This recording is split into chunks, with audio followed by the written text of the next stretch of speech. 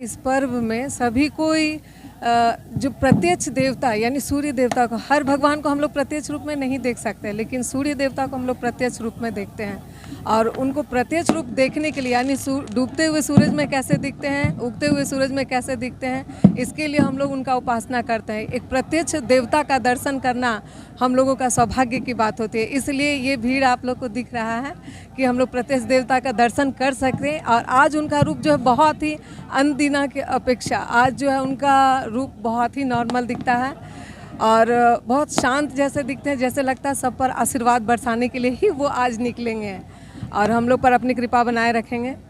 आप उपवास भी रखे होंगे? हाँ, उपवास भी रखें और उनकी ऐसी शक्ति है कि हम लोग 3 दिन से फास्टिंग में है, लेकिन उसका असर अपना बॉडी पर अभी भी नहीं दिख रहा है। और जैसे ही हम लोग पूजा का खत्म होता है उसके बाद ही भूख लगती है, ऐसा है। और शक्ति भी उन्हीं के कृपा से मिल रहा है। आप लोग सिर्फ नदी घाटों में कि घर में भी कर सकते हैं?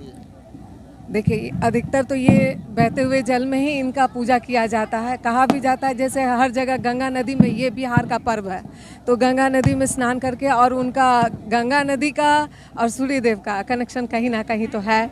और इसीलिए ये गंगा नदी में हम लोग पवित्र होकर के वहाँ हम लोग इसका अर्घ देते हैं। लेकिन कुछ जगह में प्रदूषण बोलिए या जगह की कमी की वजह से लोग घर में भी करने लगे हैं, लेकिन इस पर्व को छोड़ नहीं रहे हैं। कर रहे हैं लेकिन छोड़ने, लेकिन ये नदी में जितना अच्छा लगता है, करने में भी बहुत अच्छा आता है, मन पवित्र होता है, आत्मा को तृप्ति मिलती है और मन शांत होकर हम लोग सूर्य देव की आराधना करते हैं। और सूर्य देव घोड़े पर सवार होकर के आज हम लोग को दर्शन भी देते हैं वो भी प्रत्यक्ष रूप में। जो हर देवता का हम लोग प्रत्यक्ष रूप में दर्शन नहीं कर पाते हैं, एक मूर्ति के रूप में हम लोग पूजा करते हैं, लेकिन आज उनका हम लोग साक्षात दर्शन करते हैं। और आज उगते हुए सूरज का हम लोग पूजा कर रहे हैं। शाम के टाइम में हम लोग डूबते हुए सूर्य का पूजा करते हैं।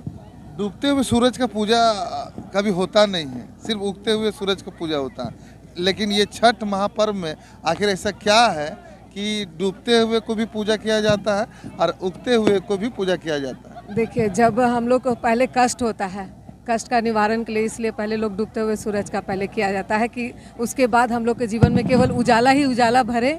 पहले इसीलिए हम लोग डूबते हुए सूर्य का पूजा करते हैं, उसके बाद उगते हुए सूर्य का पूजा करते हैं, ताकि जीवन में हमेशा उजाला ही भरा रहे। इसीलिए। क्या नाम हो आप? सुनीता सिंह। हैं इतना अच्छा से, और कोइलवरी में खास करके आपका जो ये नदी है, इस नदी का महत्व गजब है। यहाँ पर इतना सब सुविधा है आपका CCL की तरफ से भी और DVC की तरफ से कि हम लोग को बहुत अच्छा लगता है। इसलिए हम गांव में चले गए रिटायर होके, तो फिर भी यहाँ पर हम आए हैं कि शामिल हों। आप कहाँ से आए? हम गया से आए हैं। गया से यहाँ पे आए हैं, मेरा परिवार रहता है, रिटायर होकर चल गए थे तो वहाँ पर लोग तो आप परिवार के लेके आए होंगे कि छठ के लेके आए? ना, परिवार के नहीं, छठ के लिए आए, अब फिर चले जाएंगे। इसलिए कुछ परिवार अपना यहाँ है तो अच्छा लगता है। और यहाँ पे ये जो भीड़, जो श्रद्धालु का जो जनसैलाब दिख रहा है, बहुत है यहाँ पर जो भीड़ है, तो अगले 2 साल से तो बहुत अच्छा, इस साल ज़्यादा भीड़ है, बहुत ज़्यादा भीड़ है। नहीं, कोरोना काल में भी 2 साल बहुत बैन किया गया, कोरोना का ही असर था 2 साल, लेकिन इस साल जो शुरू हुआ है ना, बहुत उत्साहित सब है और किया है, इसलिए कि इसका महिमा गजब है ना। इस पर विश्वास इस सब का इतना है, हर धर्म के लोग इस पर देखिएगा अभी सब यहाँ पर आए हैं और ये सब सुविधा यहाँ पर है।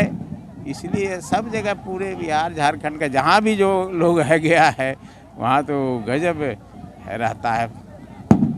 दिल्ली, नोएडा, जहाँ भी देखे हम गए हैं और एक आध सा। तो क्या नाम हो आपका? श्याम नारायण सिंह। आए आप यहाँ पे? मैं कल ही आई हूँ। कहाँ से आप? रांची। अच्छा लगता है पर? हाँ, बहुत अच्छा, हम लोग के लिए इमोशन है छठ पूजा। तो रांची में भी तो पर्व मनाया जाता है? होता है, बट अपने फैमिली के साथ ज़्यादा मज़ा आता है ना, मामा के यहाँ पे ज़्यादा अच्छा लगता है, इसीलिए। हाँ, तो यहाँ पे सुबह से है? हाँ, 3 बजे से। ठंडी नहीं लग रहा? ठंड है पर पूजा का इमोशन है ना, इस वजह से। क्या नाम हो आपका? आकांक्षा।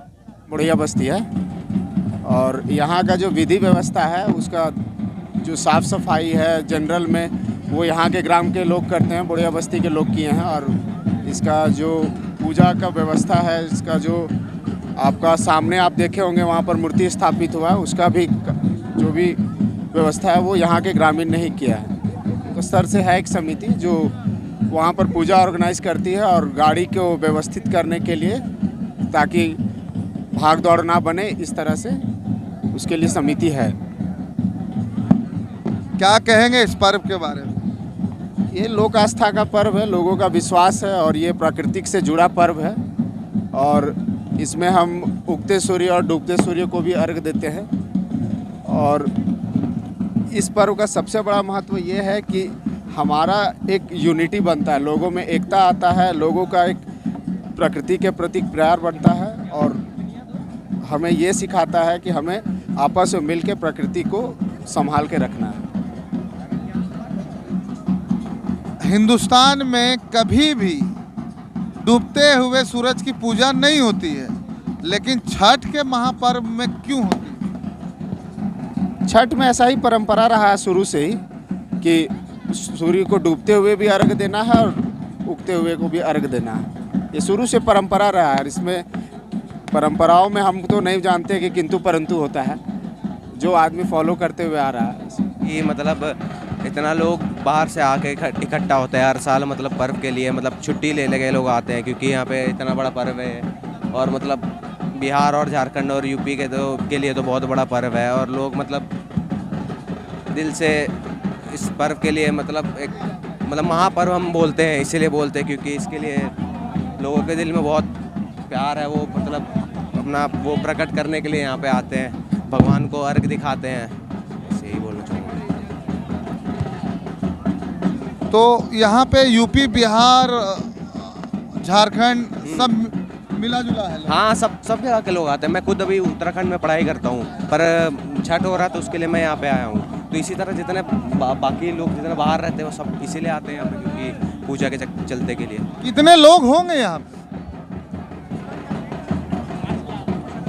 5 से 8 हज़ार लोग तो जरूर होंगे। 5-8 हज़ार लोग। इस तरह की न्यूज़ को देखने के लिए हमारे चैनल को लाइक करें, सब्सक्राइब करें और शेयर भी करें।